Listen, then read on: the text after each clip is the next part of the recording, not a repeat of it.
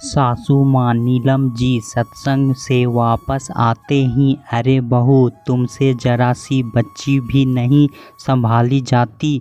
ये देखो बेड से नीचे गिर पड़ी है। पोती चिंकी को रोते देख अपनी बहू रितु पर नाराज़गी जाहिर करने लगी। माँ को बोलते देख बेटे अमन को भी पत्नी में नुक्स निकालने का मौका मिल गया और वो भी माँ के सुर में सुर मिलाने लगे। रितु, तुम पता नहीं पूरे दिन घर में करती क्या रहती हो? एक बच्ची नहीं संभाली जाती तुमसे। एक मेरी माँ को देखो, इतने बड़े परिवार की जिम्मेदारियों को संभालते हुए 5-5 बच्चे पाले हैं। कुछ सीखो माँ से। अमन, चिंकी जरा सा गिर गई है, कोई आफत नहीं आ गई है।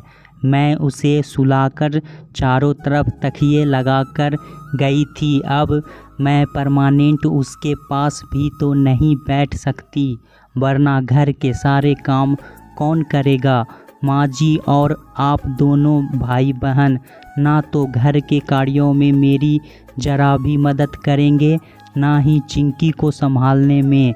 हर काम अकेले मुझे ही करना है, तो कुछ गड़बड़ होगी ही। बहू, घर और बच्चे हमने भी संभाले हैं, लेकिन तुम्हारी तरह लापरवाही नहीं की कभी। फिर आजकल तो इतनी सारी सुख सुविधाएं भी आ गई है, पहले तो ये सब भी नहीं था। उसके बावजूद हम लोग खुशी खुशी सब संभालते थे। भाभी, आपको जरा सा घर का काम और चिंकी को क्या संभालना पड़ता है? आप तो परेशान हो जाते हैं।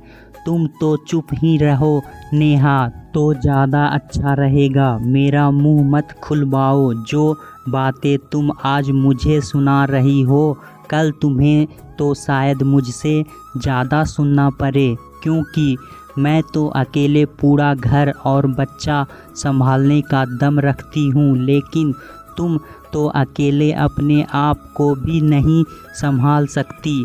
छोटी ननद नेहा के बोलने पर रितु का सब्र जवाब दे गया और जो सच था वो बोल दिया। अपनी बेटी से बहू को इस तरह बात करते देख नीलम जी बुरी तरह तिलमिला गई और बोली, वो मेरी सबसे छोटी बेटी है, बड़े लाड़ प्यार से पाला है हमने। जहाँ जाएगी नौकरों की फौज आगे पीछे चलेगी, उसे कोई काम करने की ज़रूरत ही नहीं पड़ेगी। जब मैंने उससे कभी कोई काम नहीं करवाया तो तुम कौन होती है उससे इस तरह बात करने वाली?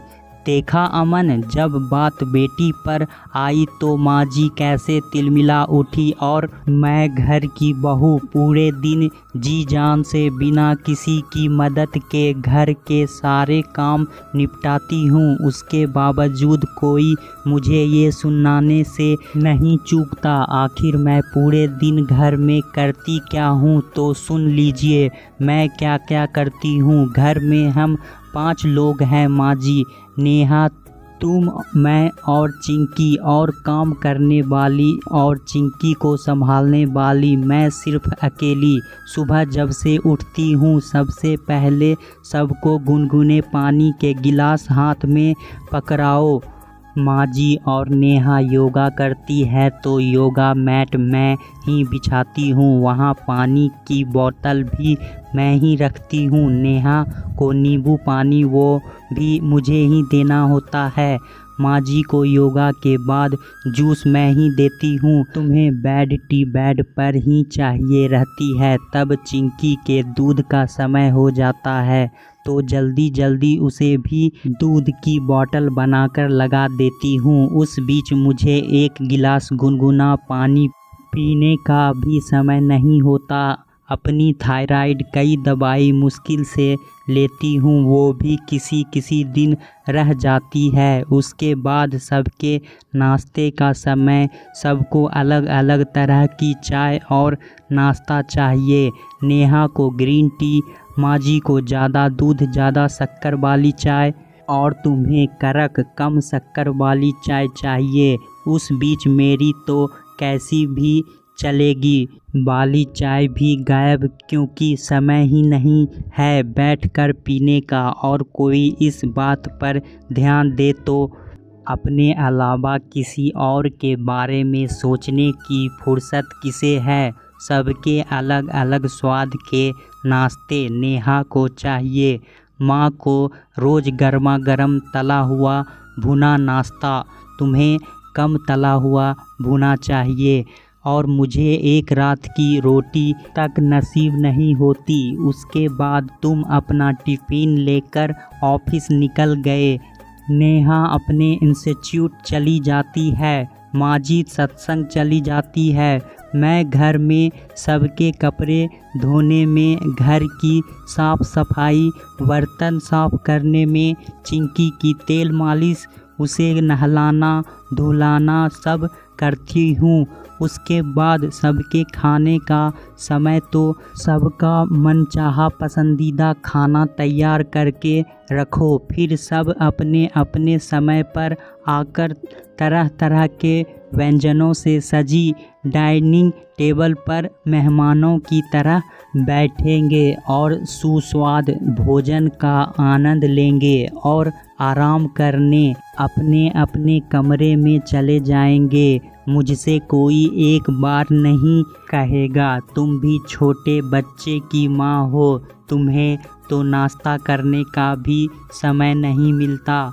लाओ थोड़ी देर चिंकी को मुझे दे दो, तुम खाना खा लो। माँ जी, आप कभी खुद सोचती हैं या नेहा से कहती हैं कि मेरी किसी काम में मदद कर दे या फिर बच्ची को ज़रा देर संभाल ले? नहीं ना, क्योंकि मैं आपकी बेटी नहीं बहू हूँ। बेटियों के फ़ोन आते हैं तो वो अगर ज़रा सी शिकायत कर दे कि माँ काम और बच्चों से फुर्सत नहीं मिलती, तो आप कैसे दर्द से तड़प उठती हैं। और वहीं व्यवहार बहू के साथ करते ज़रा सा संकोच नहीं होता, बल्कि ये जताती हैं कि तुम करती ही क्या हो। हाँ, आपने बड़े परिवार में रहकर 5-5 बच्चे पाले होंगे, लेकिन वो अपने अकेले नहीं पाले होंगे। बड़े परिवार होते थे तो बच्चे को संभालने की जिम्मेदारी सिर्फ माँ की नहीं होती थी। माँ अगर घर के काम संभालती थी तो बच्चे बाकी बड़े बुजुर्ग संभालते थे। आप क्या करती हैं? मैंने पूरी ज़िंदगी अपने बच्चे को पालने पोसने में घर की जिम्मेदारियों को निभाते बिता दी। अब मुझे बच्चे नहीं संभाले जाएंगे। आपका तो बस टाइम टू टाइम खाना पीना, सत्संग, किटी यही सब चलता है। बहू को ज़रा सा प्रोत्साहन और सहयोग देने की बजाय ताने मारने से नहीं चूकती। फिर अमन की ओर घूमकर बोली, आपने सोचा ऐसा क्यों? मुझे सबके लिए समय है सब करने का, लेकिन अपने लिए समय क्यों नहीं? क्योंकि मैं बेवकूफ़ सबको खुश करने के चक्कर में, सबके मुंह से ज़रा सी तारीफ़ सुनने के चक्कर में अपने ऊपर, अपनी बेटी के ऊपर ध्यान ही नहीं देती।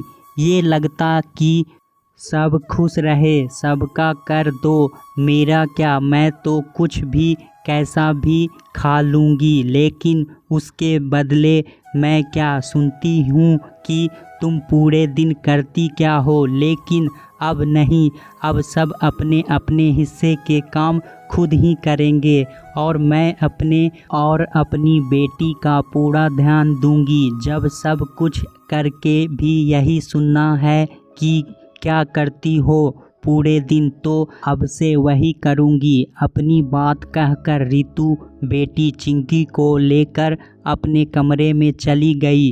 पीछे सासू माँ, अमन और नेहा अभी तक विश्वास नहीं कर पा रहे थे कि हमेशा चुप रहकर हर काम करने वाली रितु इतना कुछ बोल गई।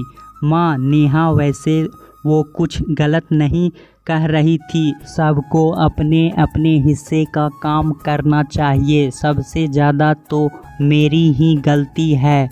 मैं आपके साथ कितना काम करवाता था, लेकिन ऋतु के आते ही सच में पति परमेश्वर बन बैठा, जो पत्नी के किसी काम में सहयोग करने में, बच्चों को संभालने में अपनी हेटी समझता है। नेहा भाभी की सहायता किया करो। और माँ, तुम भी चिंकी को तो संभाल सकती हैं, अभी इतनी भी बूढ़ी नहीं हुई हैं। आप लोग करो या ना करो, लेकिन मैं तो उसका साथ दूंगा। अरे नहीं, हमें भी अपनी गलती समझ आ गई है, अब से हम भी उसका ध्यान रखेंगे, नीलम जी बोली। दोस्तों, जिस तरह से सासू माँ और ननद अपना थोड़ा थोड़ा काम कर ले तो बहू को सुनने की ज़रूरत ही नहीं पड़ेगी, लेकिन नहीं, पूरी तरह से बहू पर ही आश्रित रहना है। इसलिए तो बहू के मन में भी चिढ़ और गुस्सा आ ही जाता है, और यही से शुरू होता है सास और ननद के लिए नफ़रत। अगर आपको सम्मिलित परिवार में रहना है तो छोटी मोटी बातों को इग्नोर करना ज़रूरी होता है। हर पति को अपने बीवी का सपोर्ट करना चाहिए।